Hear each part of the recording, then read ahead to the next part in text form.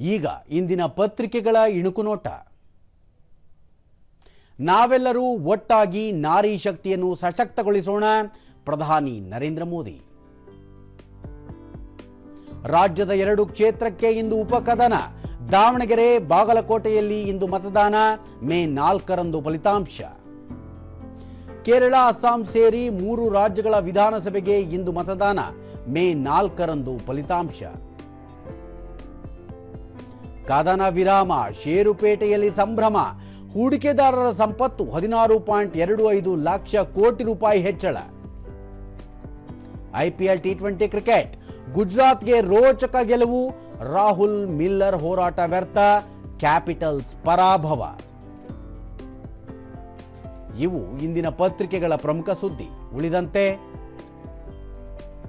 40 ದಿನಗಳ ಮಧ್ಯಪ್ರಾಚ್ಯ ಸಂಘರ್ಷಕ್ಕೆ ಬಿಡುವು. ಇರಾನ್ ಅಮೆರಿಕ ನಡುವೆ 2 ವಾರ ಕದನ ವಿರಾಮ. ವಿಶ್ವ ಶಾಂತಿಗೆ ದೊಡ್ಡ ದಿನ ಎಂದು ಟ್ರಂಪ್ ಶ್ಲಾಘನೆ. ಬಡ್ಡಿ ದರ ಯಥಾಸ್ಥಿತಿಗೆ ತೀರ್ಮಾನ. ಶೇಕಡ 5.25ರಲ್ಲೇ ಮುಂದುವರಿಕೆ. ಆರ್ಬಿಐ. ಇಂದು ಮಧ್ಯಾಹ್ನ 3ಕ್ಕೆ ಪಿಯುಸಿ ಫಲಿತಾಂಶ. krresults.nic.in ಕರ್ನಾಟಕ ಒನ್ ಆಪ್ನಲ್ಲಿ ಲಭ್ಯ.